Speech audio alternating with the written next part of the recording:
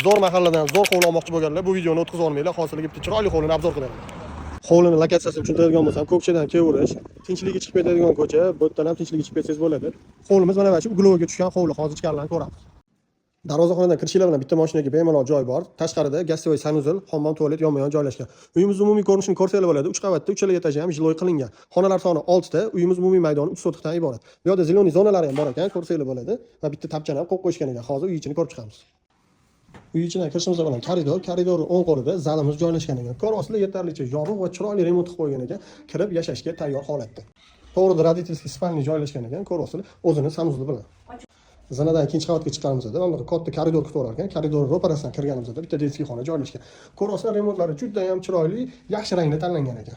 Xo'sh, kirganimizda chap qo'lda родительский spalniy joylashgan ekan. Ko'rasizlar, spalniy juda ham katta xonalari, bemalol mebellar, hamma narsa sig'gan, o'zini sanuzli bilan. Ikkinchi qavatda 3-xonasi zal.